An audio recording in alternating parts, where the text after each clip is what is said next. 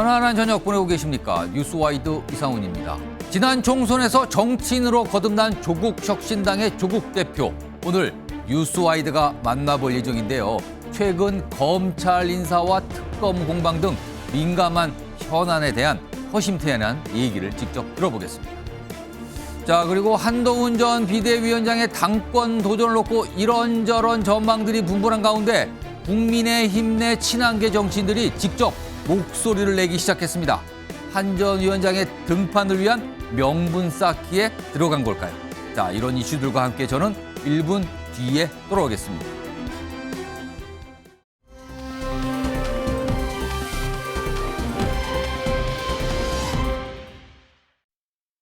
원로의 의장 구령 자광 대동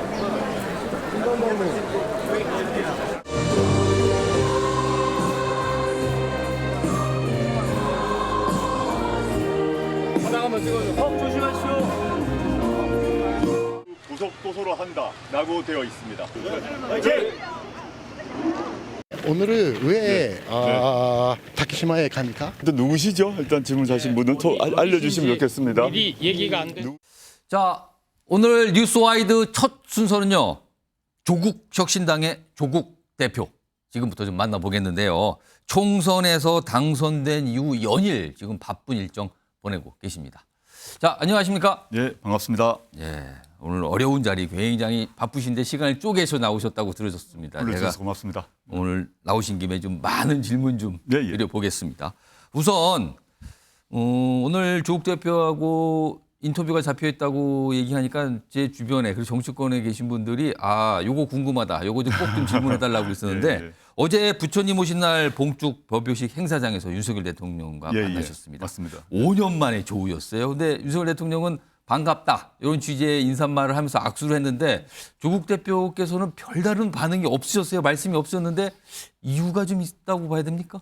하고 싶은 말은 많았고요. 예. 근데 하고 싶은 말을 그 법요식이라는 자리에서 하는 것이 적절하지 않았다고 생각을 했고 제가 윤 대통령과의 공개 면담 요청을 했지 않습니까? 예. 그걸 답은 받지 못했습니다. 예. 그렇지만 법요식 자리에서 대통령으로서 인사를 악수를 청하셔서 악수에 응했지만 제 마음속에서 하고 싶은 말은 많았지만 그것을 법요식이란 자리에서 또 예. 그렇게 한 3초, 4초 정도의 자리에서 시간에 하는 것은 뭐 적절하지 않다고 해서 그냥 예. 말은 전혀 하지 않고 눈으로 말을 했습니다. 그 눈으로 말씀하셨다는 건 어떤 생각을 하시면서 악수를 하고 눈으로 보신 건가요? 윤석열 대통령께서 40 총선 결과가 예. 나왔는데 그 결과를 저의 판단으로는 그 총선 민심을 제대로 이해하지 못하거나 또는 이해하는 것을 거부하고 있다고 저는 생각했습니다. 예. 그래서 제가 의례적인 덕담이나 인사를 하지 않는 것이 야당 정치인 또 정당의 대표로서 해야 될 일이라고 생각을 해서 그냥 눈으로만 메시지를 보냈습니다. 뭐 일각에서 이제 많은 분들이 그 장면을 주목을 하셨어요. 네, 근데 네. 그 자리가 자리만큼 적당하지 않기 때문에 할 말은 많았으나 조금 자제를 하셨다 이런 네, 말씀이신 그렇습니다. 거네요. 네네. 다음 기회가 있겠죠. 알겠습니다. 오늘 사실은 인터뷰 전에 나왔던 가장 큰 뉴스가 국회의장 후보가 선출이 된 게 있었습니다. 예, 저도 봤습니다. 네. 예상을 깨고 우원식 의원이 추미애 당선인을 누르고 후보로 선출이 됐거든요. 이거 좀 예상하셨습니까? 저는 예상을 못했습니다. 저는 뭐 통상 그 언론 보도나 예. 들리는 얘기로는 추미애 의원님이 유력하다 이런 얘기를 들었는데 예. 실제 결과를 보게 되면 우원식 의원께서 당선이 되셨더라고요. 그래서 저도 뭐 의외였다 생각을 하고 예. 아마 그 민주당의 의원들의 여러 그 논의 끝에 예. 뭐 판단을 하셨을 거라 생각을 하고 예. 타당 입장에서는 예. 그 결정에 대해서 왈가왈부하는 게 좀 적절하지 않다 생각이 됩니다. 그러나 예상은 못했다. 지금까지 예, 예. 들리는 네, 얘기예요. 그렇습니다. 네네. 알겠습니다. 이것도 사실은 며칠 지났지만 많은 분들 말씀하시는 건데 지난 13일이죠. 독도를 예, 예. 방문하셨는데 당시에 사실 일본 기자가 기습 질문을 했어요. 다케시마라는 표현까지 쓰면서 기습 질문을 썼어요. 그래서 굉장히 뭐 여러 가지 얘기가 있었는데 그때도 별다른 답변을 안 하셨거든요. 어떤 생각이 좀 드셨습니까? 저는 이제 그 강릉항에 도착해서 배를 타러 걸어 들어가는데 예. 갑자기 어눌한 한국말로 일본 기자가 일본인이라는 게 느껴졌습니다. 어눌한 한국말로 질문을 갑자기 하면서 다케시마 왜 가냐고 물어보더라고요. 예. 그래서 제가 하나하나 반박을 하려고 그러다가 예. 일단 다케시마가 아니지 않습니까? 그렇죠. 다케시마에 왜 가냐고 묻는데 제가 답할 가치가 할 필요가 없을 것 같아서 예. 좀 인상이 좀 굳어지더라고요. 그래서 누구냐라고 예. 물어보고 외면하고 그냥 들어갔습니다. 무시하려고 했습니다. 독도를 왜 가냐라고 질문했다면 제가 답을 했을 것입니다. 아, 네. 다케시마라는 표현을 일본에서 쓰는 표현을 쓰니까 이거는 가치가 없다. 아주 불쾌했고요. 그래서 무시하는 의미에서 예. 누구시냐라고 질문을 하고 반문을 하고 그냥 배에 올랐습니다. 알겠습니다. 일본이 또 그 내용을 가지고 뭐 기사로 또 다루고 막 그러더라고요. 일본 언론에서는요. 자, 그런데 이 독도 방문 사실은 최근에 라인 야후 뭐 사태라고 표현할까요? 뭐 그런 걸 감안했다라는 설명도 있었는데 사실 또 일각에서는 독도 방문이 반일 감정에 호소하려는 정치적인 행동 아니냐라는 지적도 분명히 있거든요. 이건 좀 어떻게 좀 보십니까? 먼저 확인해 드릴 것은 예. 이 독도 방문은 라인 사태 터지기 전에 이미 예약돼 있었던 것입니다. 그런 예. 사실관계 확인해 드리고 그렇지만 독도 방문을 하는 그 전후에 예. 라인 사태가 터졌고 그에 대해서 저와 또 저희 혁신당이 강한 문제 제기를 했지 않습니까? 예.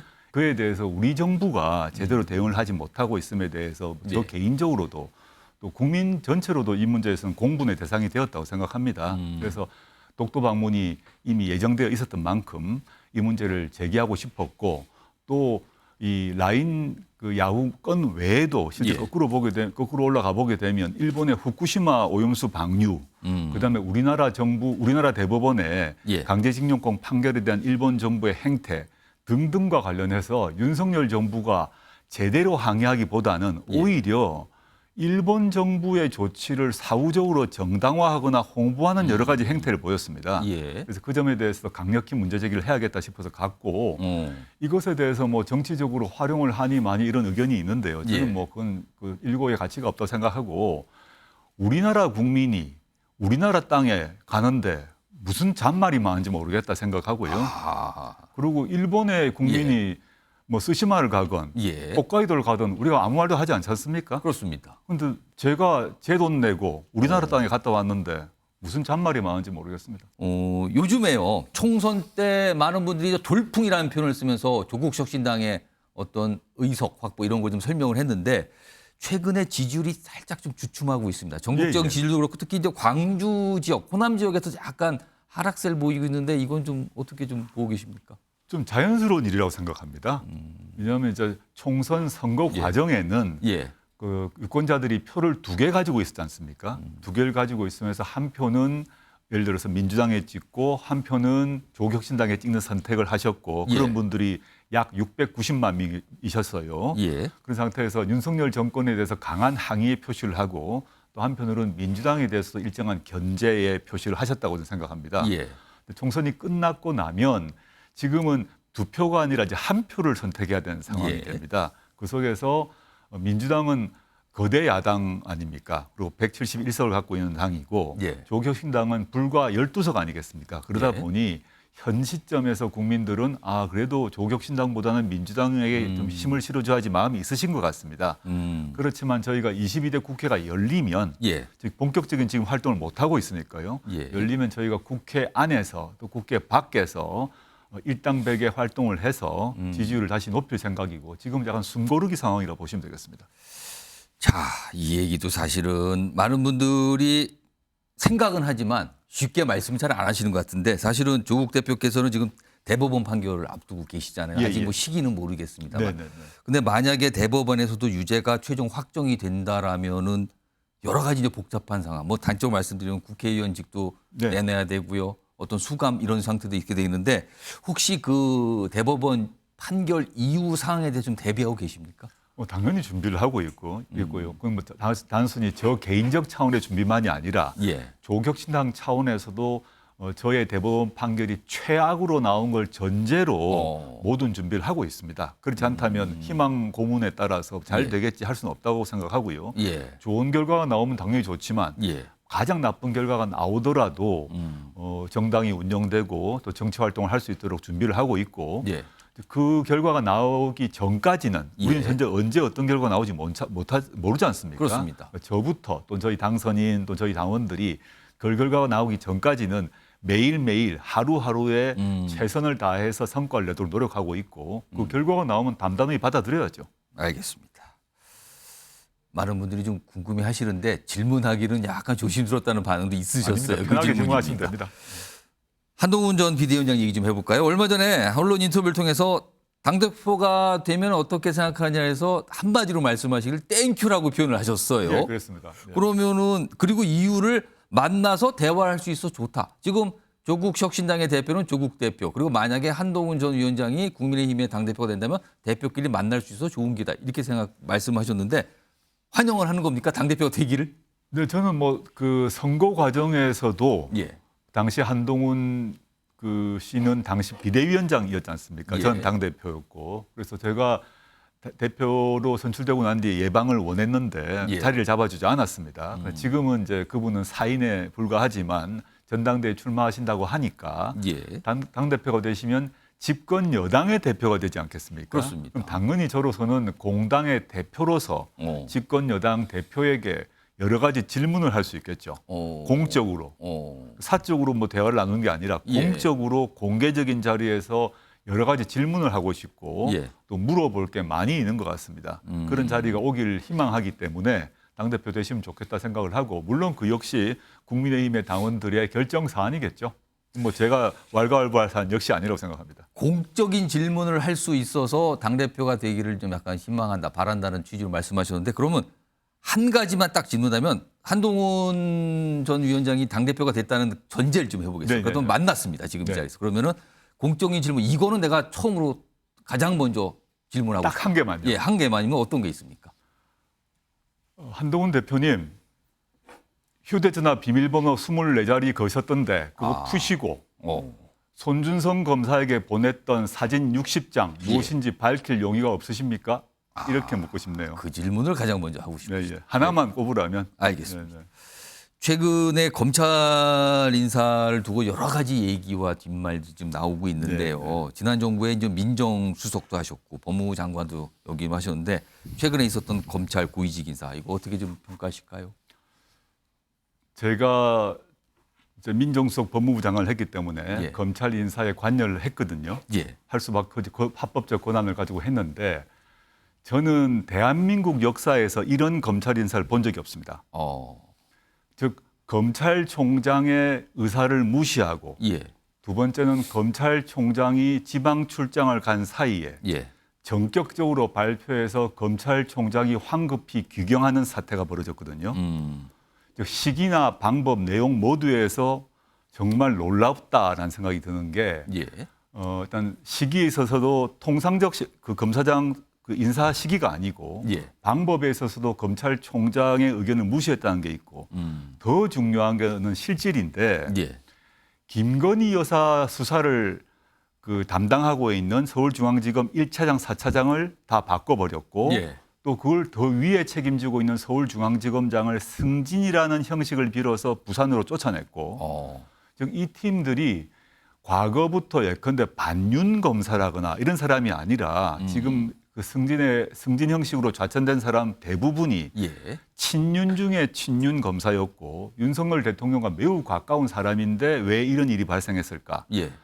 윤석열 대통령 그리고 그걸 보좌하고 있는 신임 김주현 수석은 그 정도로는 부족하다 너희들. 예. 이제 지금 우리에게 필요한 건 친윤이 아니라 찐윤 검사고 토달지 말고 우리 시킨 대로 해라. 이런 메시지를 강하게 검찰 조직에게 보냈다고 생각합니다. 문재인 정부 전반기 후반기에서 나눠보게 되면 전반부는 이런 일이 없었다고 알고 있고 예. 후반부에 이제 추미애 장관과 윤석열 총장 사이에 인사 갈등이 있었지 않습니까? 그래서 그 경우에 있어서도 후반기 경우에 있어서도 이런 식으로는 하지 않았습니다. 특히 수사팀 검사, 대통령의 관련, 대통령 및 그 가족의 수사를 담당하고 있는 수사 책임자를 예. 전격 경질하는 일은 없었습니다. 아. 지금은 그 장관과 총장 사이의 갈등이라거나 예. 대통령실과 총장 사이의 갈등은 항상 있었습니다. 예. 근데 역대 인사에서 대통령 및 그 가족 수사를 담당하는 수사팀 및 그 책임자를 전격 경질하는 일은 없었다고 봐야 되고요. 예. 그런 점에서 매우 놀라웠고 이건 정말 무도한 인사다라고 저는 생각을 감히 할 수 있습니다. 이게 저는 그 목표는 분명하다. 예. 김건희 여사를 수사하려고 애를 쓰는 사람들, 검사는 불이익을 받는다라는 걸 만천하에 보여주고 특히 검찰 조직에게 다 알린 것입니다. 예. 문재인 정부 후반기에 그런 이제 총장과 장관 사이에 그런 인사 갈등이 있었을 때 검찰 조직 내부에서 게시판에 무수한 사람들이 공격을 했습니다. 예. 지금 조용하지 않습니까? 어. 이 말은 뭐냐? 검사들이 우리가 잘못하다가는 또 불이익 받겠네 해서 입을 닫고 있다. 그 점에서 우리나라 검사들 부끄러워해야 된다 생각합니다. 지금 해병대원 특검 이 법안이 국회를 통과해서 좀 정부로 가 있는데 지금 윤석열 대통령이 거부권 행사할 가능성이 높다 이런 얘기가 좀 나오고 있거든요. 이건 어떤 판단을 하고 계십니까? 거부권 행사하겠다는 취지를 기자회견에서 이미 밝히지 않았습니까? 예. 이 역시 전 심각한 거부권의 오남용이라고 생각을 하는데 최해병 특검 문제는 윤석열 대통령 개인과 직접 관련되어 있습니다. 이시원 공직기강 비서관이 있는데 그 사람은 윤석열 대통령의 핵심 참모 중에 참모이고 예. 지금 현 정권은 그 당시 시점에는 민정수석이 없었기 때문에 이시원 비서관이 민정수석 역할을 비슷하게 하고 있었다고 예. 보이는데 이 사람이 이 수사와 관련해서 직접 관련되었으면 증거로서 확인되었습니다. 그럼 남아있는 건 뭐냐 하면 그 최해병 관련 수사의 방향을 바꾸는데 이시원 비서관 혼자 한 것이냐. 예. 그렇지 않고 윤석열 대통령에게 사전 사후 보고했느냐를 예. 따져야 되거든요. 수사의 필수적인 코스입니다. 예. 그렇기 때문에 윤석열 대통령은 이 문제가 자기에 대한 수사라는 걸 너무도 잘 알고 있을 것입니다. 그래서 거부권을 행사하는 것인데 역대 어느 대통령도 진보 보수를 떠나서 어느 대통령도 자기 자신과 자기 가족에 대한 수사를 막기 위해서 거부권을 행사한 사람은 한 명도 없었습니다. 예. 이 점에서 거부권을 행사한다면 윤석열 대통령은 국민들이 가만히 있지 않을 거다라고 생각하고 있습니다. 마지막 질문입니다. 이제 정치인이 되셨습니다. 예. 정치인 조국 대표의 최종 정치적인 목표는 뭡니까? 저는 선거 과정에서 얘기를 했습니다만 좀 부각이 덜 됐는데 저희가 정치를 결심하게 된 그 근본적 이유 중에 하나는 검찰 개혁이겠습니다만은 더 예. 근본적인 것은 제7공화국을 만드는 것입니다. 현재 헌법이 1987년에 만들어져서 예. 아주 낡았습니다. 37년 된 헌법 아닙니까? 그러다 예. 보니까 법 체계나 등등이 헌법에 맞춰야 되는데 헌법이 37년 전 거다 보니까 이게 잘 안 돌아가는 문제가 있습니다. 예. 헌법과 시대 변화를 맞춰야 되는 거죠. 그 점에서 저는 우리나라 헌법이 UN A 인권 교육이라고 부르는데 사회권 규약에 부합하고 예. 그런 식으로 헌법을 바꾸고 또 여러 그 사이의 시대 변화 또 정치적 변화를 반영하는 제7공화국 헌법을 만드는 것이 저의 개인적 목표입니다. 알겠습니다. 오늘 다양한 질문 드렸는데요. 오늘 말씀은 여기서 좀 정리해야겠습니다. 지금까지 조국혁신당의 조국 대표였습니다. 고맙습니다. 예, 감사합니다.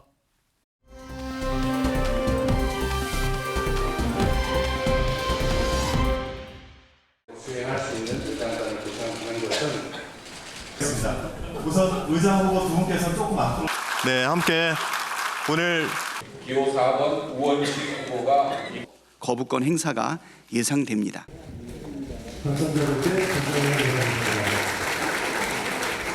국회를 구성한 국민의 민심을 그대로 반영해 나가는 그런 국회의장이 되어야 한다고 생각하고 여러분들이 맡겨주신 소명 반드시 이행해 나가도록 최선을 다하겠다는 말씀드리면서 이런 자리를 맡겨주신 것을 다시 한번 감사 말씀드립니다. 자, 이쯤 되면요. 단순히 예상 밖이다라는 표현이 아니고요. 이거는 완전히 빗나갔다. 정치권과 언론의 전망 자체가 빗나갔다. 이렇게밖에 얘기할 수가 없을 것 같습니다. 오늘 민주당 몫인 국회의장 후보를 뽑았습니다. 그런데 예상과는 달리 우원식 의원이 추미애 당선인을 누르고 과반 이상 득표로 후보로 선출이 된 겁니다. 후보가 됐기 때문에요. 이거는 이 의원들의 나머지 절차는 통상 절차이기 때문에 그대로 확정이 된다고 봐야겠죠. 일단 화면 좀 볼까요?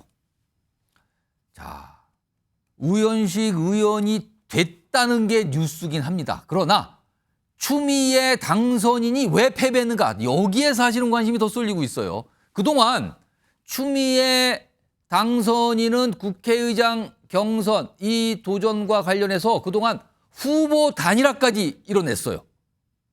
정성호 의원은 중도 사퇴했고요. 조정식 의원과는 단일화가 됐죠. 그리고요. 민주당 안팎에서는 어이추라는 단어가 나왔습니다. 어차피 국회의장은 추미애다. 친명 커뮤니티 등에서 추미애 지지 활동까지 있습니다. 그래서 거기 보시면요. 저 포스터 보세요. 국회의장도 미애로 합의봐. 이런 얘기까지 나오는 상황이었단 말이에요. 근데 완전히 예상을 깨고 우현식 의원이 후보로 뽑힌 겁니다. 자, 그럼요. 그동안 추미애 당선인이 국회의장 경선 관련해서 한 얘기가 있고요. 오늘 뭔가를 살짝 짐작하신 분의 얘기가 있네요. 들어보시죠.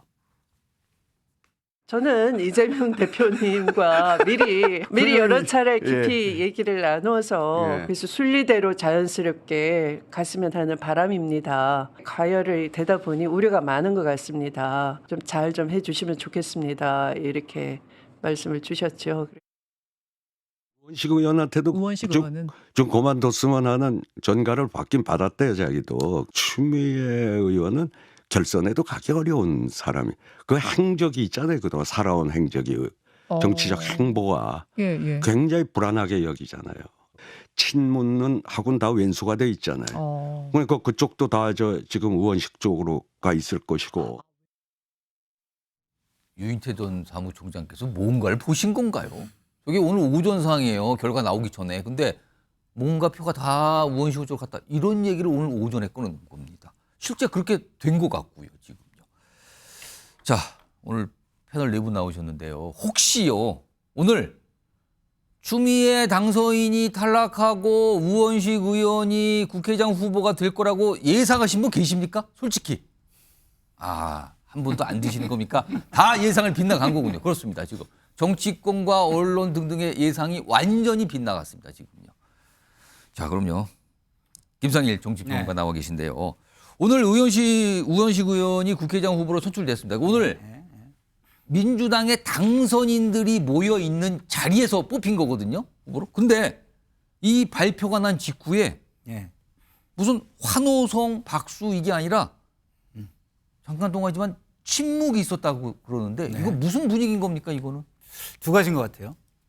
첫 번째는 이런 반전에 대한 어떤 소름. 소름이 깜짝 놀랐다. 두 번째는 여기서 내색을 하면은 내가 찍었다고 발각이 될지 모른다.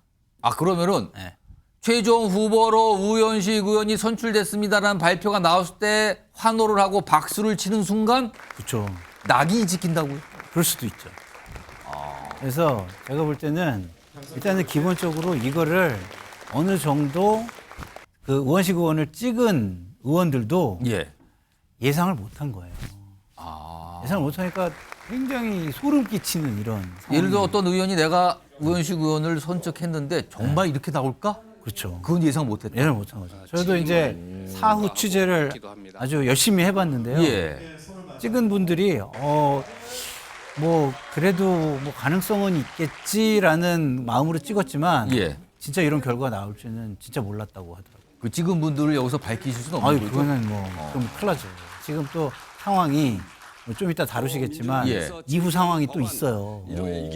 그러니까 지금 상당히 압박이 있었잖아요. 강성 지지층에. 의원들한테도 문자도 오고 난리가 났었잖아요. 그러니까 의원들이 그 압박에 조용히 찍었잖아요. 그 압박 속에 조용히 찍었으니까 조용히 찍고 내색은 안 한 거죠. 드러내면 안 된다. 안 된다. 지금 말씀하시는 동안에 오늘 그 당선인들 모임, 근데 우현식 의원이 선출되는 그 장면, 그리고 그 이후의 모습도 나오는데 글쎄요. 다수당이 돼서 국회의장 후보를 내는 거예요. 그러면은 뭐 아무 문제 없이 이제 국회의장 뽑히거든요. 그럼 여기는 사실은 뭔가 축제의 자리나 선출에 대한 기쁨의 자리일 수가 있어요. 통상적으로. 근데 굉장히 가라앉아 있습니다. 지금 분위기가. 이게 느껴지는 장면들이거든요. 지금 저기 보면 추미애 당선인 그리고 옆에 이재명 대표 등등 모습의 표정이 어떤 의미인지 모르겠는데 일단 이와 관련된 화면이 좀 하나 있습니다. 화면 보시면요. 요거는요. 이준우 전 여의도연구원 기획위원께서 좀 봐주세요. 제가 설명을 좀 드릴게요. 이게 오늘 당선인 자리에 있었던 거예요. 당선인들 모임 자리인데 여기 보면 3명이 있는데 이제 박상대 원내대표는 뭐 눈을 감고 계신 겁니까? 뭐 하면서 저런 모습인데 오늘 어이추 이런 대세론까지 나왔는데 꺾은 우현식. 자, 이 발표가 났을 때 이재명 대표와 추미애 당선인은 무슨 생각을 하고 있었을까? 저 빈 이 생각 풍선, 이 풍선 안에 어떤 표현을 좀 집어넣으셔야 되는 건데 각각 뭐가 들어갈 것 같습니까? 추미애 의원에는요. 예. 우째 이런 일이 예상치 못했다. 도대체 왜 이제 이렇게 왜 도대체 왜 이렇게 말풍선 들어갈 것 같고요. 예. 이제 이재명 대표한테는 아마 저는 명심이 당심이 아니네. 아닌가 봐. 이렇게 들어갈 것 같아요. 왜냐하면 이제 추미애 의원이 늘 했던 얘기가 명심이 당심이고 당심이 민심이다라고 하면서 예. 본인이 지명받은 거를 공개적으로 얘기를 하면서 지명받은 것처럼 그렇게 해서 대세 여론으로 가서 국회의장 가자 예. 이런 전략을 펼쳤었거든요. 예. 근데 저는 추미애 의원이 안 된 이유가 제가 좀 설명을 드리면은 예. 저는 추미애 의원 본인한테 있다고 생각을 해요. 이재명 대표의 잘못보다는. 왜 그러냐면 추미애 의원의 과거 행보가 아마 여러분들 잘 모르신 걸 제가 리마인드 시켜드리면 그 옛날 노무현 탄핵 때 있지 않습니까? 예. 처음에 노무현 탄핵을 앞장서 반대했었습니다. 예. 추미애 의원이. 그러다가 입장을 도리어 바꿔요. 바꾸고 그 탄핵을 찬성을 하면서 오히려 탄핵을 주도를 합니다. 예. 그런 적 한 번 있었었고요. 2009년에는 환경노동위원회 위원장을 했었거든요. 예. 그때는 어떻게 했냐면 노동관계법을 처리하면서 자기 당 의원들이 회의장에 못 들어오도록 문을 걸어 잠궜어요. 그때 민주당, 민노당 의원들이 못 들어오게 회의장 문을 걸어 잠그고 안에서 추미애 위원장 혼자 회의를 주재해가지고 법안을 통과시킨 적이 있습니다. 그리고 세 번째로는요. 올해 1월 달에 이렇게 얘기했죠. 윤석열 정부의 출범 책임은 문재인 대통령이겠다. 그렇습니다. 노골적으로 얘기를 했단 말이에요. 이 세 번이 전부 다 뭐냐면은 입장을 크게 바꾼 거예요. 또 상대 입장에서는 배신을 느낄 수 있는 정도로 크게 입장을 바꿨기 때문에 민주당 의원들은요. 추미애 의원의 역사를 안 아시는 분들은 믿을 수 없다. 신뢰할 수 없는 캐릭터다. 막 이렇게 알고 있었을 거예요. 그래서 제가 듣기로는 우원식 의원이 이런 말을 했대요. 뚜껑을 열기 전에 알 수 없다. 내심 자신감을 드러냈다 그러고 예. 자기들끼리 표 계산을 했대요. 표 계산을 했을 때는 이기는 걸로 한 10표 이상 차이로 이기는 걸로 계산했었는데 예. 이제 그거를 이제 모르니까 이제 오늘 지켜봤는데 예상대로 예. 나왔었고 그 책임은 제가 보기에는 추미애 본인의 예. 과거 행보에 있었다. 그리고 앞으로 이런 일이 아마 지금 당선되기 전에 그러니까 그 선거 때는요. 그 이재명 대표의 지시에 일사불란하게 예. 움직입니다. 왜냐하면 공천이라는 목숨줄이 있으니까요. 예. 하지만 당선되고 나고 원내에 들어오면 아마 이렇게 개별 의원들이 자기 뜻을 펼치는 경우가 많이 생길 거예요. 그래서 아마 이런 경우가 자주 생긴다는 걸 이재명 대표도 좀 예상을 해야 될 것 같습니다. 그럼 정리를 해보죠. 그 생각 풍선 좀 다시 한번 불러올까요?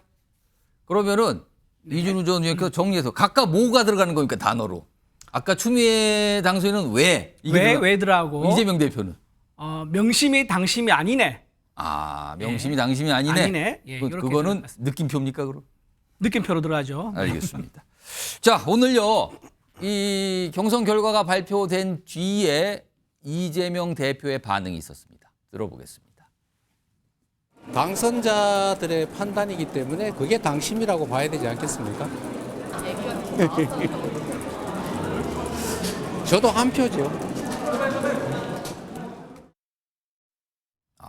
약간 웃으면서 뭔가 설명을 했거든요. 지금 추미애 당선인이 오늘 결과에 대한 어떤 반응의 글을 올렸다 그러는데 지금 보면은 SNS에 올렸어요.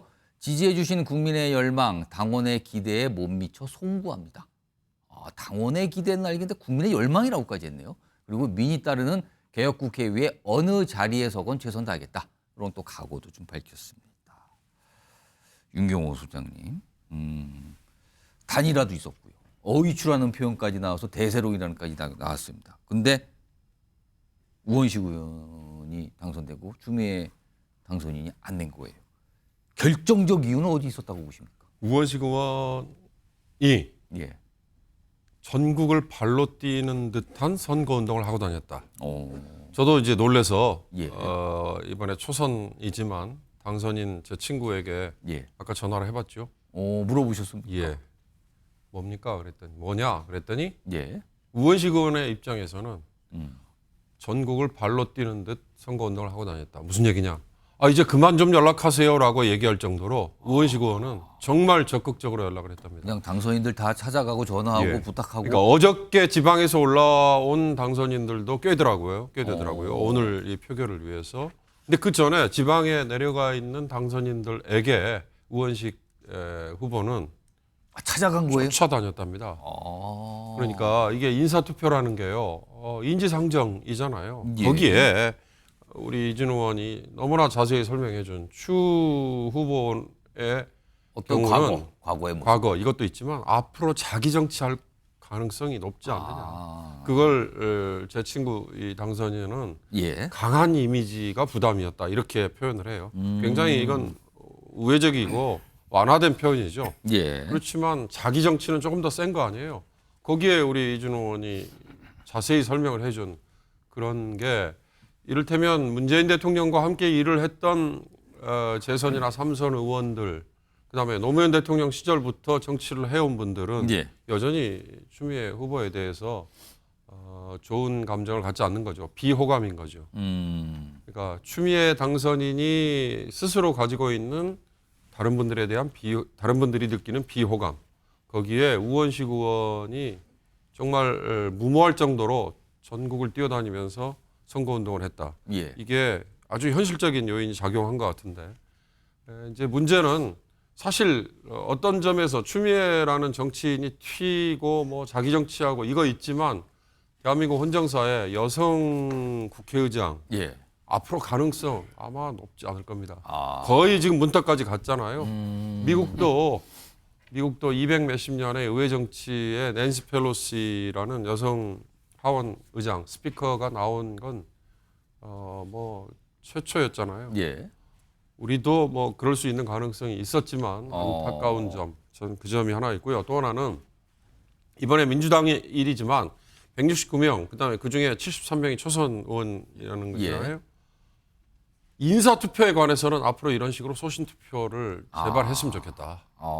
이재명 대표가 뭐 당선인들 모아놓고 예. 당론 운운하는 얘기 했지만 인사투표에서부터 시작해서 예. 이렇게 소신투표를 해나가는 게 그게 제대로 된 의회 정치 아닐까 싶은 생각이 듭니다. 자, 그럼 오늘 후보가 됐어요. 우원식 의원. 뭔가 얘기를 꺼내놉니다. 어떤 본인의 생각을 밝힌 거죠. 들어보겠습니다. 이번 선거 과정에 그 명심 논란을 많이 했는데 사실은 그런 명심 논란이 그렇게 내부적으로는 있지 않았습니다. 상권 분립을 분명히 하기 위해서는 대통령의 거부권은 아주 제한적으로 국민들이 동의할 만한 사유가 있어야 해야 된다고 생각하고 그게 단순히 중재만이 아니라 정말 국민에게 바른 방향으로 갈 수 있도록 국회의장으로서 최선을 다할 생각을 갖고 있습니다. 자, 당선 이후에 저런 입장, 어떤 생각, 구상을 밝혔죠. 그런데요, 이게 지금 뭔가 끝난 것 같지는 않네요. 지금 뭔가 있습니다. 지금 화면 보겠습니다. 일반 민주당의 강성 지지층, 이재명 대표의 팬카페 제명인의 마을에 올라온 글입니다. 통상적으로 보면 이런 글 올리신 분들을 정치권은 개딸 이렇게 표현을 하죠. 다른 표현으로는 강성 지지층 또는 열성 지지층. 이런 글들이 왔답니다. 정치인 절대 믿으면 안 돼. 오늘 우원식 의원을 찍은 의원들에 대한 불만 표시군요. 당원 무시 또 시작됐네. 지역의원에 누구 찍었나 밝히라고 문자 보내자. 실토하라는 거군요. 이제 실토. 이거 시작되겠는데요. 지금 보니까. 그리고요. 의장이 믿업지 않으니, 이거 우원식 의원, 지금 후보가 된 우원식 의원을 말하는 거예요. 믿업지 않으니 다시 이재명 대표 만듭시다. 연임론 주장을 꺼냅니다. 여기서. 자, 우선 요 연임론 주장은 좀 이따 다뤄보겠고 앞에 세 가지 내용이 있잖아요. 손정욱 변호사.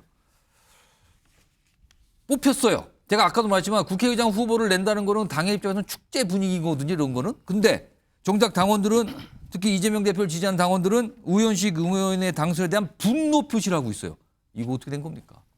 뭐 한마디로 이제 그 개딸이 예. 민주당의 당심이다 이렇게 전제하면 안 됩니다. 민주당이 전체 당원이 엄청나게 많을 거예요. 예. 그중에 강성 지지층 개딸은 이제 그 저는 소수라고 봅니다.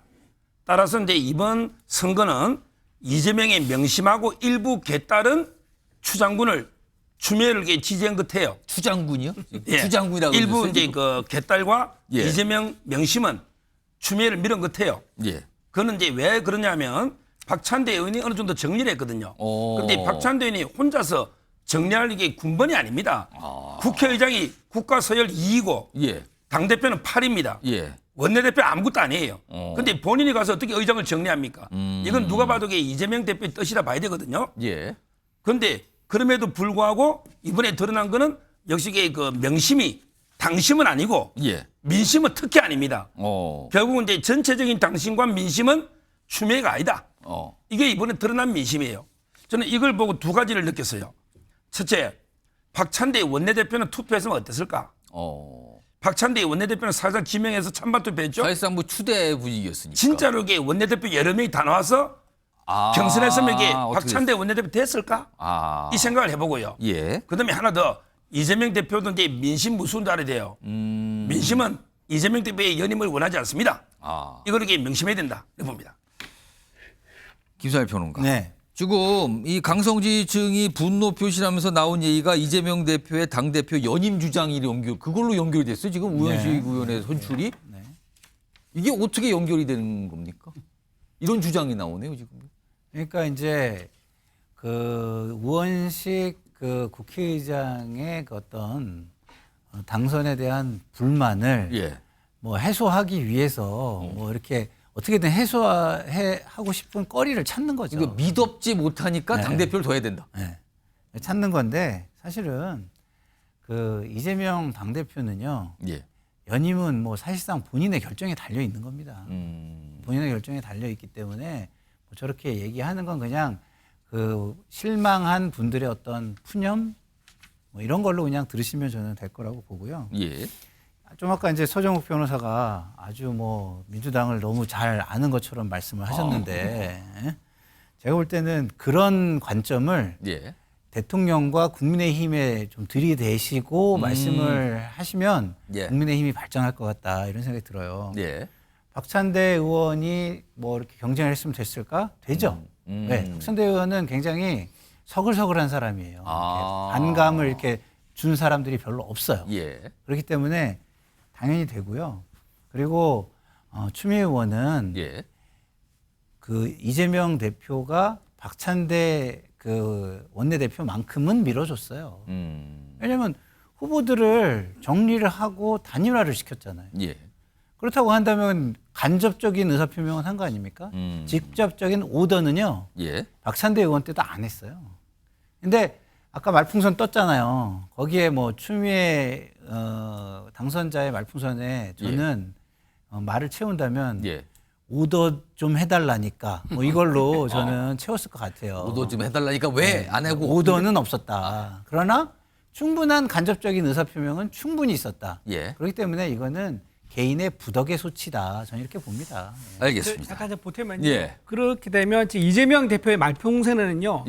오도 줬다니까 이렇게 할 수 있을 것 같아요. 오더 좀 주라니까 좋다니까 이렇게 되는 겁니까? 그렇죠. 왜냐하면 이재명 대표 아까 뭐라 했냐면요. 당심이 민심이라고 봐야 합니다. 봐야 하지 않을까요? 이렇게 얘기했어요. 그러니까 본인이 그 자신 있게 얘기 못 하는 거죠. 지금 본인 저 세 분 있지 않습니까? 세 분 다 똑같이 추미애 의원한테 아마 투표를 했을 겁니다. 그래서 그 당심이 민심이 아닌 거를 본인이 명심이 당심이 아닌 거를 알고 아마 본인도 오다 줬는데 당신이 못 받아 먹었다. 이제 이렇게 아마 봐야 될 것 같습니다. 아니 제가 자꾸 타당해서 저렇게 얘기하시니까 반론을 지게 안 할 수 짧게 드릴게요. 반론하십시오. 직접적인 오더는 없었다니까요. 그러니까 충분한 도움은 준 거예요. 충분한 도움은. 근데 우원식 의원이 뭐라고 얘기했어요? 저한테도 형님이 하셔야 추진력도 있고 거기에 플러스해서 안정감까지 있는 거 아닙니까? 딱입니다. 이렇게 얘기했다는 거 아니에요. 그러면 의원들이 그거를 확인하려고 들지 않았을까요? 다 확인하려고 들었겠죠? 예.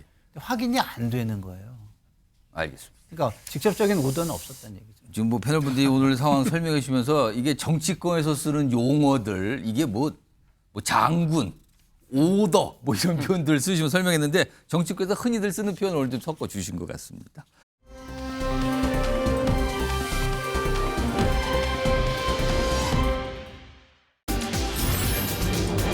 움직이는 친한계 사전 작업을 시작한 걸까? 무엇을 위한 사전 작업일까? 요겁니다. 장동혁 전 사무총장, 국민의힘의 비상대책위 체제에서 사무총장 역임했죠. 최근에는 원내 대변인 뭐 이런 것까지 맡고 있단 말이에요, 지금요. 자, 오늘 오래간만에 한동훈 전 위원장과 관련된 얘기를 합니다. 들어보시죠. 이조 심판론이든 어떤 것이든 그 선거 구도 그리고 한동훈 위원장이 유세하면서 이야기하는 것들이 그래도 유권자들에게 소구력이 있다고 생각해서 한 번만 더 와달라고 해놓고 지금 와가지고는 그것 때문에 졌다라고 말씀하시는 것은 저는 적절치 않다고 생각합니다. 투수 교체 시기에 대해서 감독은 여러 고민이 있을 수 있는데 예. 투수 교체하고 나서 실점을 하니까 왜 굳이 그때 투수를 교체했냐라고 결과를 가지고 얘기하는 것과 저는 마찬가지라고 생각합니다. 이준호 전 의원? 야구에 비교하면서 아니 뭐 투수 교체해놓고 왜 점수 줬냐 그거 좀 구원하러 갔는데 뭐 이런 비유를 하면서 동시에 아니 총선 때는 너도 나도 지금 한 전 위원장 보고 지원 좀 해달라 그리고 지원 유세하면 이조 심판 얘기 계속 했는데 이제 와서 이조 심판 잘못됐다고 얘기하는 거 뭡니까? 나와보세요 지금. 약간 이런 분위기거든요. 어떻게 들으셨어요? 지금 저런 얘기가 또 3040 모임인 천목회라는 곳에서도 나왔거든요. 거기서도 약간 한 전 위원장에 대해서 이해를 하는 듯한 약간 이런 그렇죠. 입장이 나왔죠. 총선 패배 5가지 이유를 댔는데 예. 그중에 한동훈 관련된 내용은 전혀 없었습니다.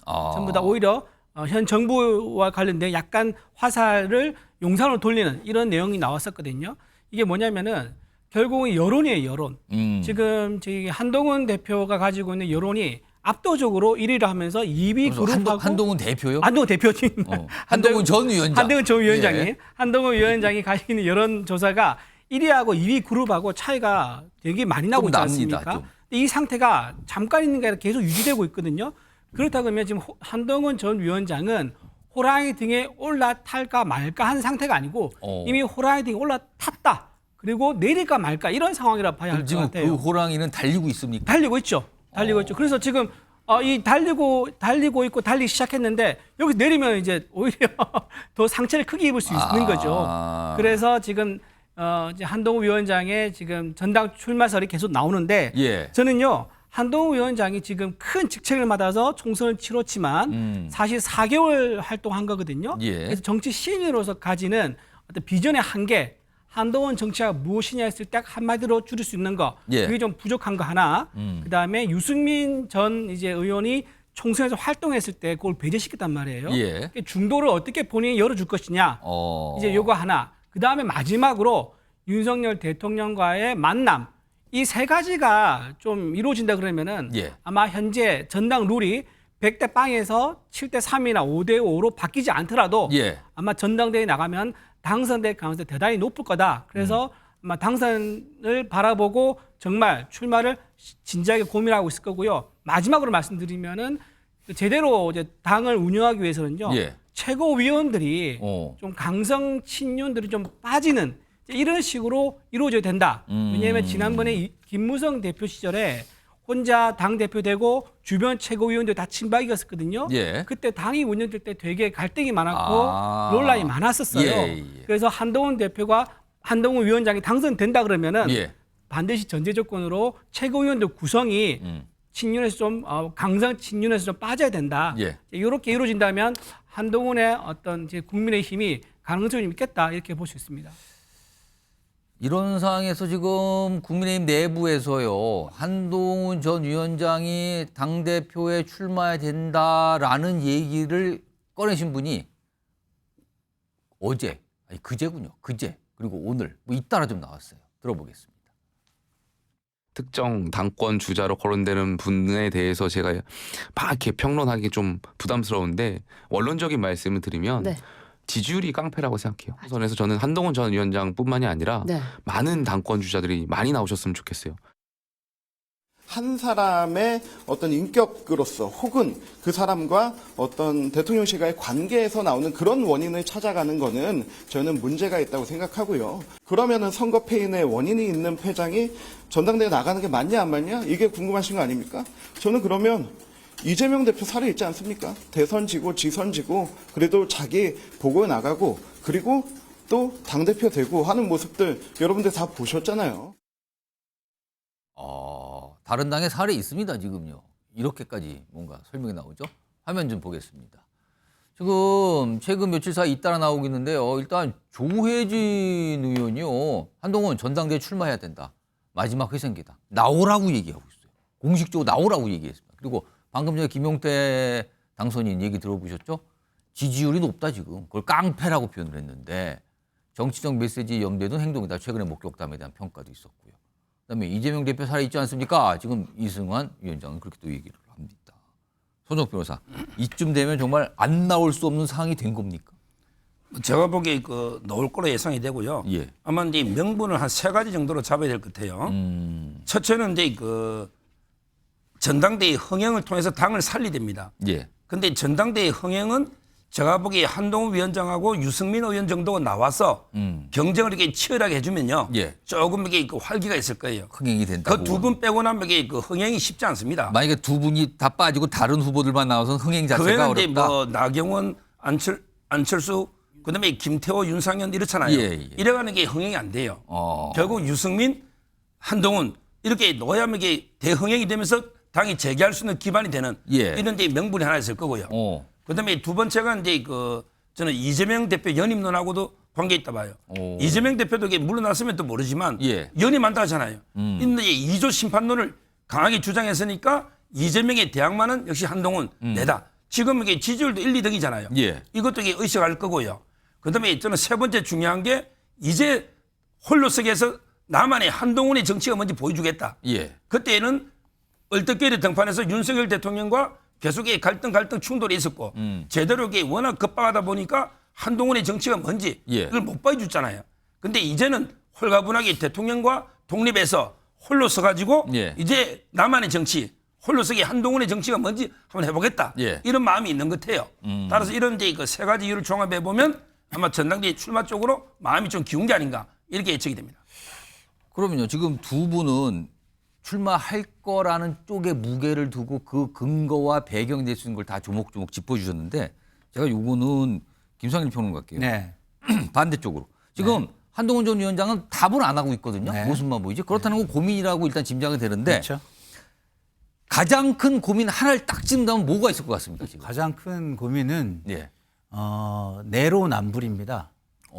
내로남불이요? 지금 뭐 사례 말씀하셨잖아요. 좋은 사례라고 생각하셨나요? 그동안? 이재명 대표 사례. 네. 좋은 사례라고 생각하셨어요? 그래가지고 그렇게 비판들을 하셨나요? 사실 그 여당에서 그동안 비판이 많았죠. 그거에 대해서. 그럼 좀 사과부터 좀 하시고 그런 말씀을 좀 하셔야지. 너무 뻔뻔하신 거 아닙니까? 그거를 지금 생각하고 있을 거다. 그리고 지지율이 깡패라고요? 예. 이재명 대표 77% 얻었습니다. 그때. 이런 얘기 하려면 이렇게 말 바꾸려면 좀 어느 정도 사과하셔야죠. 그리고 지금은 총선 패배가 대통령실에 훨씬 큰 책임이 있기 때문에 압도적인 책임이 있기 때문에 한동훈 비대위원장을 때리는 거에 대한 동정론이 되게 큰 거예요. 그런데 만약에 나오잖아요. 그러면 나는 책임이 없다는 게 돼버리고 그 순간 두 번째로 책임이 큰 사람이 한동훈이라는 게 부각이 됩니다. 대통령 다음 책임자라는 게. 그렇기 때문에 제가 볼 때는 지금은 물러나서 책임지고 물러난 모습이 상식에 맞고 그런 사람을 때리는 게 맞지 않다라는 동정론이 있는 건데 그것을 마치 나에 대한 절대적인 지지라고 생각하는 순간 저는 한동훈 비대위원장은 굉장히 조급한 정치인으로 전락할 것이다 이런 생각이 듭니다. 지금 국민의힘 내부에서 당권 주자로 꼽히는 인물들이 한동훈 전 위원장만 있는 게 아니죠. 방금 전에 서정욱 변호사가 잠시 몇 분 얘기했는데요. 화면으로 좀 정리해봤습니다. 여기 보시면요. 한동훈 전 위원장은 사실 공식적으로 본인이 얘기한 바가 없어요. 지금 총선 이후에는. 근데 사진으로 다른 분들이 찍은 사진이 올라가면서 계속 주목받고 있는 건데 자, 그런 반면에 여기 보시면 3명의 정치인이 등장하죠. 나경원, 윤상현, 안철수. 여기는 본인 스스로 어떤 행사를 열고 있어요. 그리고 본인의 몫을 내고 있어요. 뭐 저출산 연금개혁 세미나, 보수개혁 세미나, 의료 시스템 공정. 최근에 현안인 이슈를 가지고 세미나와 공청회 등등등 행사를 주최하고 있거든요. 목소리 내고 있고요. 그런데요, 윤경호 소장님, 뭔가 활동을 하는데 주목도, 정치권의 주목도는 떨어집니다. 이거는 뭡니까? 저 세 사람은 그래도 나름대로 국가의 미래 비전과 관련해서 나는 이거에 강점이 있다. 나는 이런 경력을 쌓아왔다. 라고 할 수 있는 대목이 하나라도 있잖아요. 나경원 뭐 저출산 무슨 위원회 부위원장 하면서 물론 짧게 하고 말았습니다만 그걸 다시 끄집어내고 있는 거. 윤상현 뭐 보수개혁 맨 먼저 아마 저 세미나 선거 끝나고 그렇습니다. 시작 뭐 패인 분석 세미나도 했고. 먼저 했죠. 반성하겠습니다. 뭐 그거잖아요. 안철수 본인이 의사니까 지금 가장 뜨거운 현안 좋아요. 한동훈 위원장은 여당 대표, 비록 완장을 지명에 의해서 찾던 뭐 그런 점에서 저는 항상 정통성의 부재라고 얘기를 하지만 그럼에도 불구하고 여당의 대표로서 지난 4개월간 활동을 하면서 앞으로 3년간 윤석열 정부의 발전을 위해 그리고 대한민국의 국가 미래 비전을 위해서 제가 이러이러한 거를 끌고 나가겠습니다라고 하는 얘기 한마디라도 기억나는 거 있나요? 저는 그런 점에서 한동훈이라는 정치인이 정치를 잘못 배웠다. 정치판에 들어와서 상대방 야당 대표 헐뜯고 비난하고 비아냥거리고 깎아내리고 하는 거에만 몰두했잖아요. 흔히 말하는 2조 심판론. 그 이외에 기억이 안 남잖아요. 근데 그런 상황인데도 국민의힘 지지층에서는 한동훈 전 위원장에게 지지를 보내는 건 뭡니까? 바로 그런 점에서 국민의힘 전체가 아직 반성을 못하고 있는 거다. 정당이라는 게 선거에서 또는 선거 이외에 다른 방식으로 외연을 확장해 나가야 되잖아요. 중도층의 지지를 얻어야 되잖아요. 자기들끼리만 서로 아웅다웅하고 자기들끼리만 뭐 밥그릇 나눠 먹는 걸로 정당이 유지되면 됩니까? 저 같은 제3자가 보기에 국민의힘은 정말 이번 선거에 철퇴를 맞고 매를 맞고 나더니 반성을 하는구나. 그래서 뭔가 달라지는 모습을 보이는구나. 누군가가 책임을 지는구나. 이렇게 연장이 돼야죠. 근데 이번에 한동훈이 다시 등장하면 물론 평가 주기가 짧아진 거 이거 하나는 놀라운 일이에요. 대개의 경우에 이렇게 선거가 끝나면 그 선거에 책임이 누가 있느냐를 따지고 난 다음에 당대표를 했던 분들은 대개 뭐 해외 뭐 연수, 유학 또는 뭐 칩거 뭐 이랬잖아요. 그리고 그게 몇 개월 아니면 1년 정도는 그래도 갔던 게 우리 과거의 전례 아니에요? 지금 불과 한 달 만에 다시 재등판을 얘기하잖아요. 옆에서 부추기잖아요. 상당히 전략적이에요. 보니까. 그런 점에서 우리 서정욱 변호사 이미 뭐 얘기하셨습니다만 예견하셨습니다. 한동훈 출마는 이제 기정사실 같아요. 그러면 오송 참사나 이태원 참사나 최상병 순직이나 누구 하나 책임지지 않는 모습이 여기에도 고스란히 똑같이 투영된다는 비판, 그거 어떻게 극복할 거예요? 그래가지고 어떻게 외연이 확장되고 어떻게 중도를 끌어들이겠습니까? 전 그런 점에서 좀 한심해 보입니다. 자, 이런 상황에서요. 한동훈 전 위원장의 당권 도전 조금 현 상태돼서 끊임없이 좋은 말로는 쓴소리, 조금 다른 표현으로는 굉장한 비난을 쏟아내고 있는 분. 오늘도 뭐 또 나왔습니다. 지금요. 화면 좀 보시죠. 홍준표 시장인데요. 오늘은 또 이렇게 씁니다. 여기 보면 이 애라는 표현이 들어가요. 애요. 어떤 정치인에 대해서 애 이렇게 하면은 이거는 뭐 이제 심각해지는 상황으로 가는 건데 총선 말아먹은 애한테 또 기대겠다는 당 미래 있나? 그리고요. 문재인 사냥개가 돼 우리를 지옥으로 몰고 간 애 밑에서 배알도 없이 또 정치.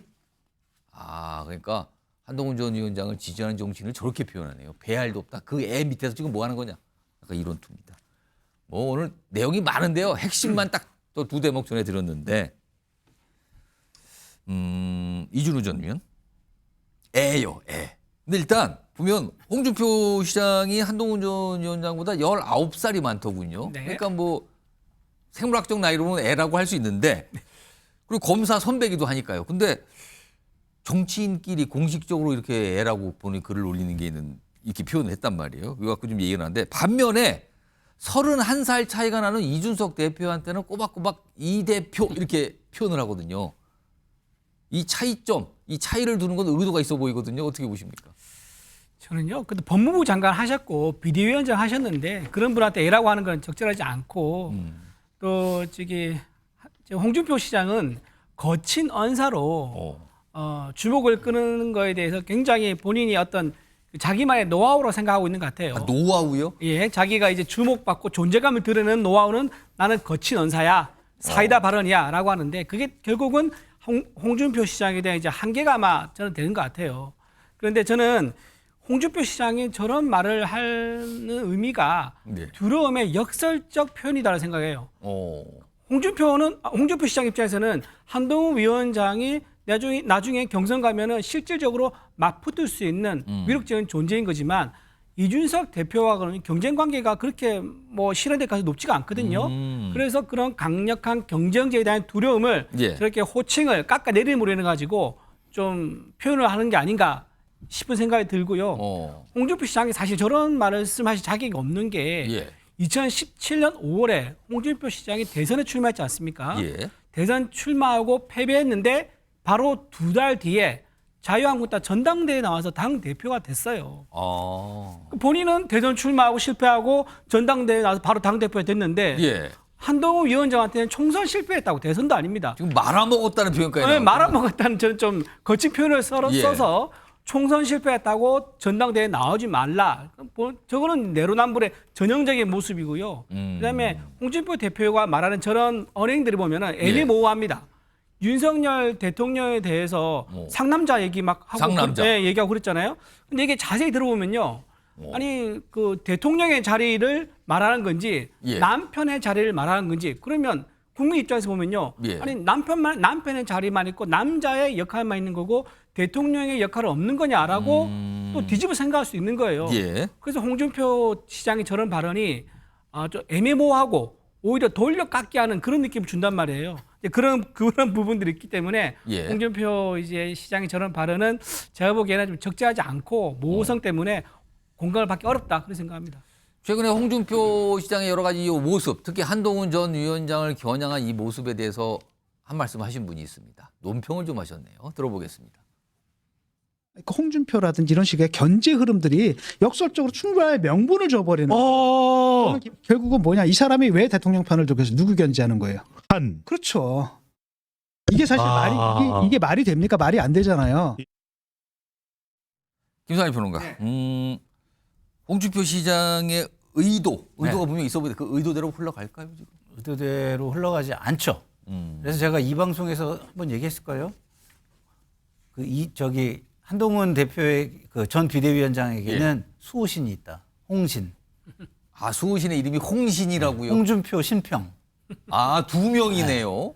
그래가지고 자꾸 이렇게 공격을 함으로써 한동훈 비대위원장의 동정론을 불러일으키고 동정론. 몸집을 키워주고 다시 나올 수 있는 명분을 만들어주고 있다. 과거에 우리가 누구를 때리면 그 사람이 더 정치적 책이 높아진다는 걸 경험을 해봤잖아요. 그렇죠. 그래서 저는 홍준표 시장은 진짜 좀 판단력이 굉장히 많이 흐려진 것 같다는 생각이 드는 게 좀 전에 아까 문자 보세요. 애 표현. 다시 한번 좀 보여주세요. 어른으로 바꾸면 어떻게 되는 겁니까? 어른. 총선을 말아먹은 어른. 어른으로 바꾼다고요? 무슨 뜻입니까? 그건 대통령. 네? 왜? 애니까 오히려 애는 좀 봐줄 수 있죠. 네? 어른은 어떻게 할 겁니까? 어른. 갑자기 또 방향을 좀 확 틀으셨어요 지금. 알겠습니다. 서정욱 변호사. 저는 이제 그 홍준표 시장의 그 표현 애도 문제지만 내용도 이게 두 가지 문제가요. 총선을 이제 말아먹었다는데 그때 등판 시점을 생각해 보세요. 그때 대개 당이 절체절명의 위기에서 본인이 나오고 싶어 나온 것도 아니잖아요. 그때 비대위원장으로 억지로 모셔온 거 아니에요. 제가 상고 초래해서. 그리고 본인이 배지도 안 달았어요. 그렇죠. 누린 것도 없잖아요. 이렇게 정말 당을 위해서 본인은 아무 누리는 것도 없이 당을 돕기 위해서 순수하게 나왔는데 결과가 좀 이게 안 좋다 해서 이렇게 말아먹었다는 표현도 안 맞고요. 그다음에 본인이 대선 때 홍준표 시장이요. 24% 얻었습니다. 근데 이번에 한 위원장 그래도 45% 얻은 거예요. 더블 스코어입니다. 그것도 이게 말이 안 되는 거고요. 그다음에 문재인의 사냥개라는데 이거는 윤석열 대통령이 요구하는 겁니다. 윤석열 대통령이 중앙지검장 할 때 차장했고요. 그렇습니다. 그다음에 검찰총장 할 때 반부패 부장한 거예요. 예. 그러면 이게 한동훈 위원장이 문재인의 개면 윤석열 대통령도 그 위에 같이 수사했으니까 개라는 거 아닙니까? 어른개. 그러니까 이게 앞뒤가 안 맞잖아요. 그러니까 이게 결국에는 한동훈 전 위원장을 저격하는 것 같지만 결과적으로는 띄워주는 건데 제가 보기에 우리 김상일 평론가는 홍조라가 홍신이라 했잖아요. 홍신. 저는 이제 뭐 심평 교수는 별로 논하고 싶지도 않고요. 예. 그 무게감이. 예. 저는 홍조가 띄워준다 봐요. 홍조요? 예, 바로 이제 홍준표 신앙하고요. 예. 조국 대표입니다. 이분이 계속 1호 법안을 한동훈 특검법을 하겠다 이러니까 이게 계속 밟으니까 뜨는 거예요. 주목받는다. 조국하고 저는 홍준표 시장이 한동훈 위원장을 키워주고 있는 거예요. 오늘 뭐 홍신도 나고요, 뭐 홍조도 나고요, 뭐 신조를 이렇게 만들어내시다. 아까 대기실에서 이렇게 말을 맞추신 것 같기도 하고 그러네요 지금. 알겠습니다. 뭔가 아무튼 분위기는 모락모락 나고 있는 건 분명해 보입니다.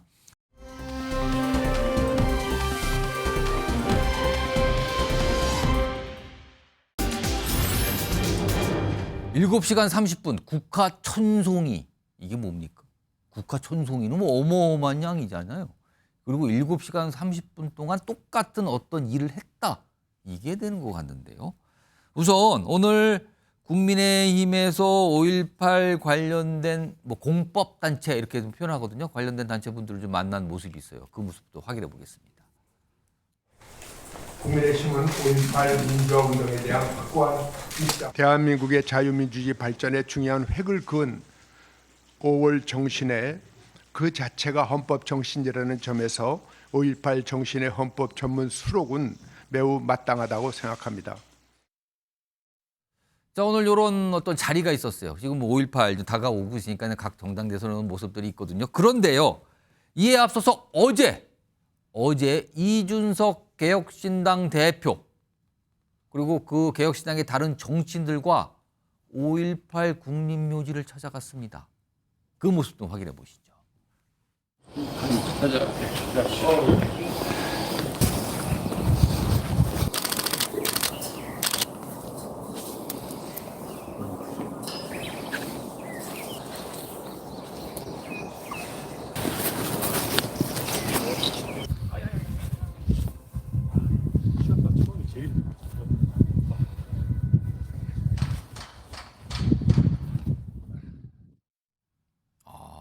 어제 모습인데요. 지금 영상으로 잠시 소개해드렸는데 화면을 정리 좀 해보죠. 5.18 국립민주묘지를 참배를 했는데요. 일단 참배 대상이 995기 묘입니다. 전체를 다 찾아간 겁니다. 돌아가신 분들. 그리고요. 이분들을 찾아가서 그 앞에 국화꽃을 놨거든요. 근데 대략적으로 1000송이 정도니까 조금 여유 있게 준비한 거잖아요. 근데 이 1000송이의 국화는 경남 김해에서 조달했다 그래요. 영남에서 조달한 국화꽃을 호남에 가서 민주묘지에 묻히신 분들 앞에서 헌화한 거예요. 그리고요, 묘비를 닦고 절을 했습니다. 여기에는 물론 천하람 당선인 등등 다른 당선인들도 있고요. 그다음에 이준석 대표가 같이 해서 같이 번갈아가면서 절을 했는데 절만 약 2,000배를 했다 그러네요. 엄청난 양입니다. 그리고 새벽부터 시작해서 7시간 30분이 걸렸다고 그럽니다. 윤경호 소장님. 지금까지 볼 수 없었던 정치인의 모습이에요. 저도 저 뉴스를 보고 이준석이라는 정치인을 다시 평가하려고 했습니다. 앞으로 저 모습에 대접을 좀 해줘야겠다라는 생각이 들어요. 7시간 30분이라는 시간 그리고 995개의 묘입니다. 그 묘에 일일이 재배를 다 했다는 그걸 보고 정말 이거보다 더 큰 진정성을 과연 누가 더 표현할 수 있을까. 그런 점에서 저는 이준석이라는 정치인이 처음 등장했을 때 젊은 보수, 개혁 보수 이런 걸로 보수의 외연을 확장하는 데 분명히 기여를 했다 싶었어요. 그런데 그 다음에 보여준 행보는 좀 가벼움이 있지 않나. 그다음에 인성에서도 좀 거만함이 있지 않나. 뭐 이런 시비들이 좀 있었잖아요. 그리고 원내 진입을 또 못하고 그러나 어찌됐든 국민의힘의 당대표가 됐는데 또 그 당대표 자리에서 무참하게 쫓겨남을 당하고 그 어려움을 겪으면서 자칫 잘못하면 이 젊은 보수라는 시도가 무위에 끝나지 않을까 했는데 이번에 또 지역구에서 기사회생을 하고요. 그런 여러 가지 시비들을 저는 어저께 이준석 대표가 보여준 이 5.18 묘지에서의 행보는 아마 두고두고 이준석의 진정성과 진지함을 보여주는데 남음이 없다. 저는 100번이라도 칭찬을 해주고 싶어요. 이런 모습을 보면서 바로바로 떠오르는 건 아직도 저는 지금 강원도지사를 하고 있는 김진태, 또 이정명, 김순례 이런 분들이 현역 의원 시절에 보여줬던 5.18 희생자들을 모욕하고 폄훼하고 그리고 나서 반성도 제대로 안 하고 사과했다지만 전 거기에 진정성이 과연 있는지에 대해서 의문을 표하고 싶은데요. 그런 것들이 계속 이어져 내려와서 지난 총선에 대구의 어느 지역에 공천을 받은 후보가 여전히 같은 언사를 구사한 사람을 그냥 공천하려 했잖아요. 그런 것들이 아주 대비가 저는 돼서 이제 5월 18일 내일 모레 토요일입니다. 사실 세계 어느 나라에 국군이 자국민을 그렇게 총칼로 무참하게 도륙을 한 사륙을 한 그런 만행을 저지른 예가 있나요? 정말 부끄러워해야 될 우리의 역사인데 그걸 이런 정치인의 진정성 있는 행보로 조금이라도 반성하고 치유해 나가는 걸로 저는 큰 평가를 해주고 싶습니다. 이주루 전 의원께서는 어떻게 좀 보셨습니까? 이 모습? 진정성에서만큼은 인정해줘야 될 것 같아요. 그 지난번 선거 출마했을 때도요. 그 선거 공보물을 인쇄를 하지 않고 손글씨로 다 썼지 직접 않습니까? 쓴 거. 그렇죠. 직접 써서. 그렇죠. 이준석 대표가 이제 눈물도 종종 흘리고 그다음에 뭐든지 실제 몸으로 하려 하는 것들. 그다음에 윤석열 대통령 후보를 자기의 전기 자동차에 태우고 같이 이동하는 모습들. 이런 것들 보면 자기는 진정성을 계획의 자기의 어떤 그 핵심으로 생각한 것 같아요. 그래서 저는 이런 부분이 좀 잘 됐고 이준석만이 할 수 있는 차별하다. 적어도 얼마 전에 조국 대표와 독도에 갔었는데요.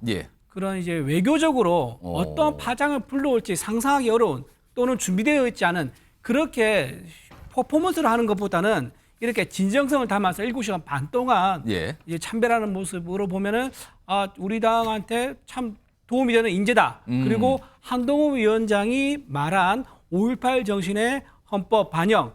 그다음에 저기 첫 행보로 5.18 참배했었잖아요. 그런 것들이 나중에 우리 둘을 만날 가능성이 높겠다. 그런 좀 밝은 비전을 생각해 봅니다. 7시 한 30분 동안 묘역 전체를 돌아다니고 더 참배하고 헌화하고 절을 하고 이런 거는 사실은 글쎄요. 쉽게 상상하기는 어려운 일인데 실제 했거든요. 그래서 어제 오늘까지 상당히 주목을 받고 있습니다. 지금.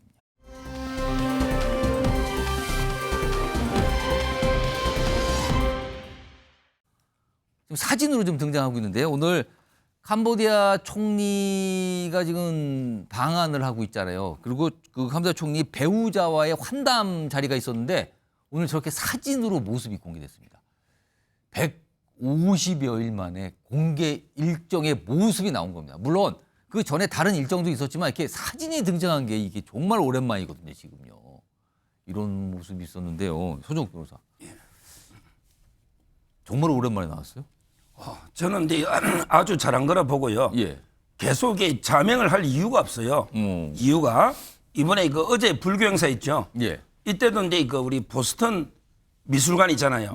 여기 그 부처님 진신 사리 이게 39년에 일제가 몰래 반출한 걸요.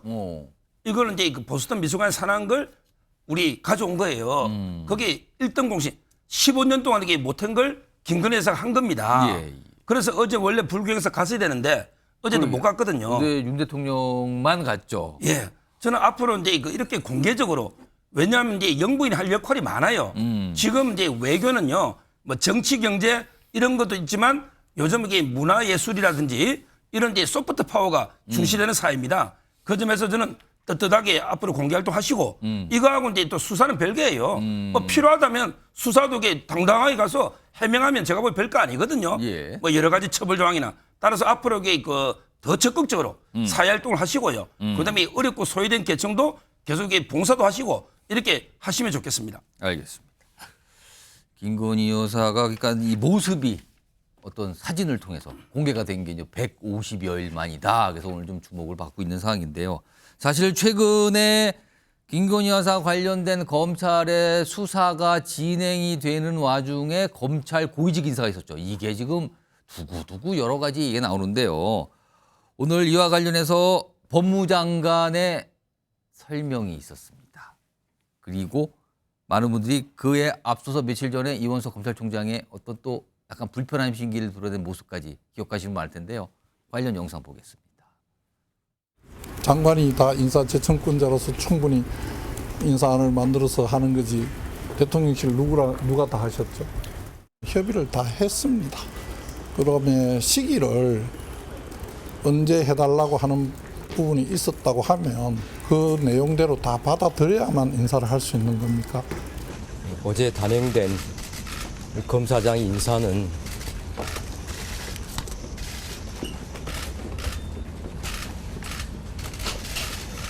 제가 이에 대해서 더 말씀드리지 않겠습니다.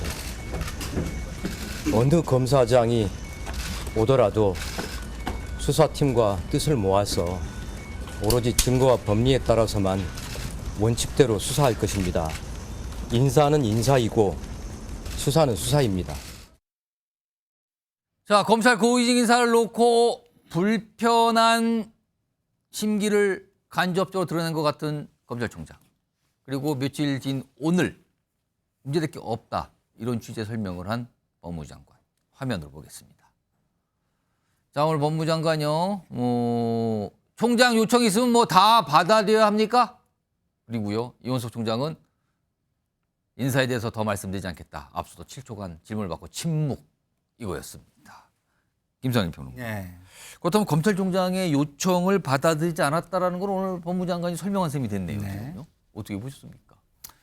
검찰청법에 보면은 재청권자는 검찰총장의 의견을 들어 재청하게 돼 있죠.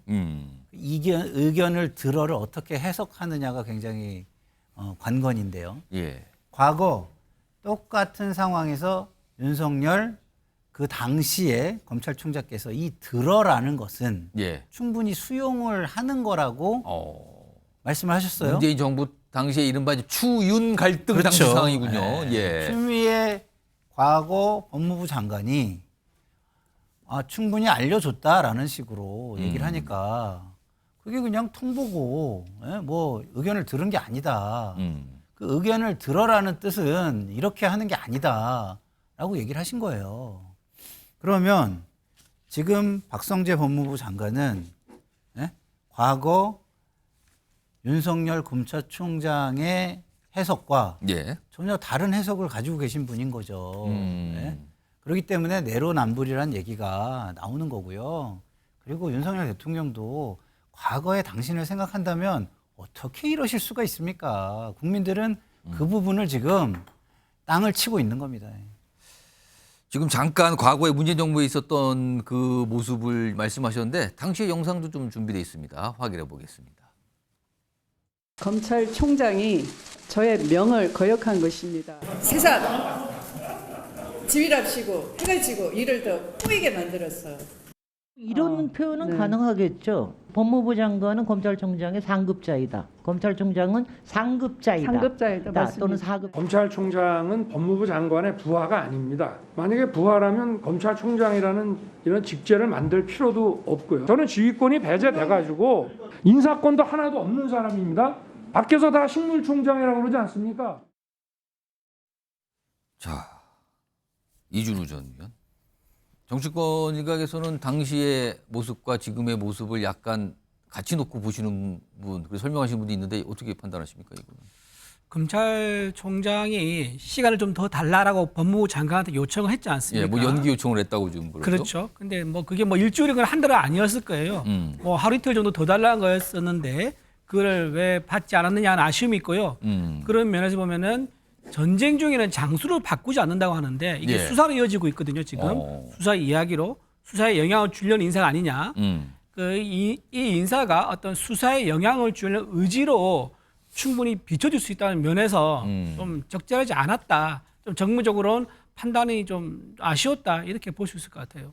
지금 대통령실이 오늘 이와 관련돼서 이 인사와 관련돼서 어떤 관계자의 입을 통해서 언론의 입장을 살짝 얘기를 했는데요. 이겁니다. 대통령실 고위관계자가 언론에 내놓은 설명이에요.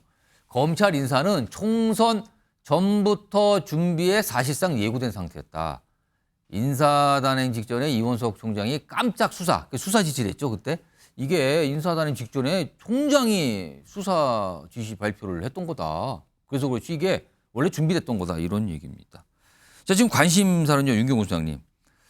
향후에 차장 부장검사도 후속 인사가 있을 거라는 얘기도 나오는데 앞으로 이 수사는 어떻게 될 걸로 판단해야 돼요? 그게 핵심일 것 같아요. 실제로 수사를 담당하는 부장검사, 그다음에 밑에 있는 검사까지도 간다면 시간이 더 걸릴 텐데 그러면 뭐 마냥 길어지겠죠. 이를테면 김건희 여사에 대한 명품백 수수 관련된 그다음에 주가 조작 관련해서 추가로 재판에서 나온 사실들. 저는 송경호 전 서울중앙지검장이 전격 교체된 건 딱 하나라고 봅니다. 대면 수사 불가피. 그 말 한마디. 이게 만약에 새로운 이창수 지검장이 서면 수사로 충분하다라고 얘기하고 실제로 그렇게 실행을 한다면 실천을 한다면 윤 대통령의 의중을 잘 받들어 모시는 거죠. 그렇지 않고 역시 해보니 대면 수사를 해야겠습니다라고 한다면 그렇다면 과연 이번에 바꾼 게 제대로 뭐 진가를 발휘할까라고 얘기가 될 정도로 저는 김건희 여사에 대한 검찰의 향후 수사의 방향 이거는 대면 수사냐 서면 수사냐 이거 하나로 결국 가름이 되지 않을까 싶습니다. 자, 알겠습니다. 지금 뭐 오늘 오랜만에 모습이 공개된 김건희 여사 얘기 그리고 최근에 또 검찰 인사를 놓고 여러 가지 나오는 얘기들 좀 전해드렸고요.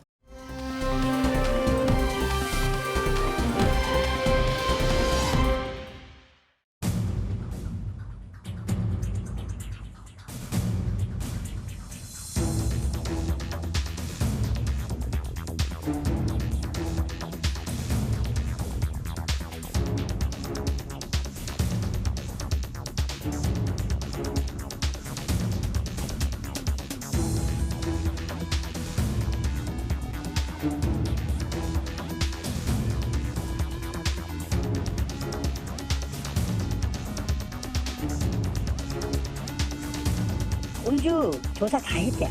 아침에 가자마자 음주 측정 조사부터 뭐 다 받았고. 아침에요? 아침에? 네네네. 다음날 아침에. 매니저가 자수한 사실을 호준이가 알게 되고 바로 이제 김호준이 그렇게 처리하면 안 된다고 간 거거든요.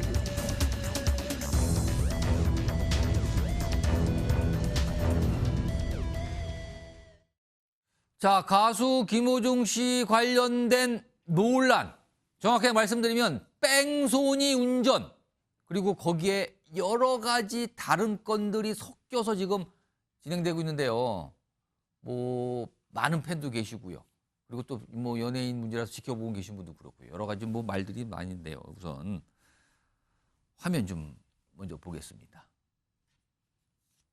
여기 보면 시간 순으로 뭐가 정리가 돼 있는데 지금 이 사안 때문에 저희가 오선희 변호사 특별히 좀 모셨는데 일단 저걸 보시면서 무슨 일이 어떻게 진행된 겁니까 지금? 지난 9일 밤 11시 40분 자정 가까운 시간에 가수 김호중 씨가 마주오던 택시를 자신이 운전하던 자동차로 들이받았죠. 굉장히 쿵 들이받았는데 그러면 중앙선을 넘어가서 서 있는 차량 들이받고 같이 마주 보면서 충돌을 했죠. 충돌을 하고 충돌입니까? 네, 그대로 스쳐 지나가서 보시는 대로 스쳐서 그냥 가버렸어요. 그러니까 사고가 났으면 지금 나오네요. 지금 부닥쳤어요. 지금 쿵 하고 부딪혔죠. 굉장히 세게 부딪혔는데 저 정도로 부딪혔으면 보통은 정차를 하고 그렇죠. 상대방이 다쳤는지 확인하고 내리는 거죠. 저기서. 예. 다쳤냐 확인하고 뭐 병원을 후송하든지 사고의 처리를 해야 되는데 그렇지 그냥 않고 가네요. 바로 갔죠. 바로 갔고 예. 그 후에 저 사고 당한 택시 운전 기사분께서 피해자께서 신고를 했는데 김호중 씨가 연락이 안 되고 새벽 2시에 김호중 씨의 매니저가 김호중 씨가 운전 당시 입었던 옷을 입고 경찰서에 가서 내가 운전했다 이렇게 자수를 했습니다. 그거 사실이 아니잖아요. 그러니까요. 그런데 경찰이 그 당시에 김호중 씨는 어디 있었냐? 예. 집으로 귀가한 게 아니라 구리에 있는, 그러니까 여기가 사실 서울인데 예. 강남구인데 구리에 있는 호텔로 이동을 했고요. 그때까지 이제 김호중 씨가 출석을 안 하고 이 차는 김호중 씨의 차니까 경찰에서 왜 가수 개인 차를 예. 매니저가 운전했다고 하니까 이거 진짜인지 아닌지 김호중 씨한테 계속 연락을 했는데 김호중 씨가 나오지 않다가 예. 사고 후 17시간 정도 지난 그 다음 날 10일 오후 4시 30분 경에 그때 경찰에 출석했고 초반에는 내가 운전 안 했다 이렇게 부인하다가 예. 결국에는 운전 사실을 시인하고 하지만 내가 그 전에 술집 가서 뭐 술잔에 입을 예. 댄 적은 있는데 술은 전혀 마시지 그러니까 않았다. 음주는 안 했다라고 부인을 한 거예요. 왜 음주 전혀 하지 않았다. 다만 사고 당시에 너무 놀라서 내가 원래 공항이 있었는데 공항 때문에 그 현장의 판단이 실수로 멈추지 않고 그냥 간 것이고 그것은 잘못했지만 어쨌건 음주운전은 전혀 아니다. 이렇게 돼서 경찰이 현재 도로교통법상 사고 무조치로 입건을 했고 지금 피해자 기사님, 택시기사님 다치셨다고 하는 것으로 보아 뭐 그 특가법 우리가 흔히 말하는 뺑소니 도주차량죄로도 수사가 진행될 것으로 보입니다. 손정 변호사. 아니 사고가 났어요. 사고를 저지른 거잖아요 지금. 근데 그냥 갔어요. 일단 뭐 이거 뺑소니라고 그러는 건데. 근데 보통 집이 아닌 또 다른 지역의 호텔로 갔다? 그리고 거기에 지금 알려진 거는 다른 매니저하고 같이 거기 있었다. 뭐 이런 얘기까지 나오는 건데 이거는 무슨 상황인 겁니까? 제가 이제 그 변호한 사건 중에요. 예. 변호한 사건 중에 음주해서 차량을 한 3, 4중 충돌하고 도망을 갔어요. 예. 근데 집을 안 가고 이제 그 호텔에 숨어가지고 이게 이틀을 있었어요. 예. 그럼 왜 그러냐면 신고가 되잖아요. 예. 근데 음주는 48시간을 지나면 위드 마크로도 안 돼요. 아예 48시간 지나버리면 찾아낼 방법이 없다는 없고 거예요. 이거는 이제 17시간이 지났지만 예. 조금 마실 때는 깨잖아요. 그래서 저는 그때는 제 의뢰인은 48시간 이틀 동안 도망가 있었어요. 그리고 나서 나중에 나타났어요? 그렇죠.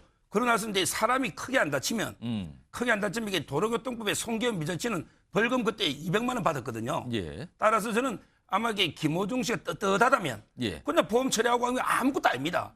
이게 비난할 일이 뭐 있어요? 사실 사고죠. 그냥. 사고잖아요. 예. 저는 음주에 대한 비난은 엄청날 거 아니에요. 근데 좀 음주는 부인을 했어요. 근데 왜 그러면 집으로 바로 안 가고 구리 호텔로 다른 갔을까요? 곳으로. 그다음에 왜 매니저가 옷을 갈아입고 내가 운전했다고 나왔을까요? 저는 이 모든 차라리 손바닥을 하늘 가리기 낫잖아요. 이거 앞으로 이게 키웁니다. 이래 되면요. 예. 대신 내가 운전했다고 신고한 매니저요. 예. 이게 범인 도피거든요. 그러면 이제 시켰으면 범인 도피 교사가 될 수도 있고 예. 또 증거인멸 지금 이게 메모리 카드도 없다잖아요. 증거인멸 교사도 될 수 있는 거고 예. 경우에 따르게 공무집행 방해까지 이거 엄청나게 매를 키우는 거예요. 지금요. 이 사안에 대한 쟁점들이 있어요. 일단 정리 좀 해볼까요? 화면에 있습니다. 여기 보시면요. 일단 운전자 바꿔치기인가. 그러니까 매니저가 먼저 자신 신고를 했단 말이에요. 그것도 김우중 씨 옷을 입고. 그리고 음주운전 여부에 대해서 일단 부인을 하고 있습니다. 죄송합니다. 부인을 하고 있습니다만 이것도 경찰이 약간 의심하는 것 같죠. 그리고 무슨 블랙박스에 그 메모리 카드가 사라졌다는 거예요. 이건 증거인멸 약간 이런 쪽으로 보이는데 이것도 아직 뭐 명확하지 않지만 뭔가 사라졌어요. 근데 이거에 대해서 김호중 씨의 소속사 대표가 오늘 입장문을 내서 설명을 좀 내놓는데 그것 좀 소개해드리죠.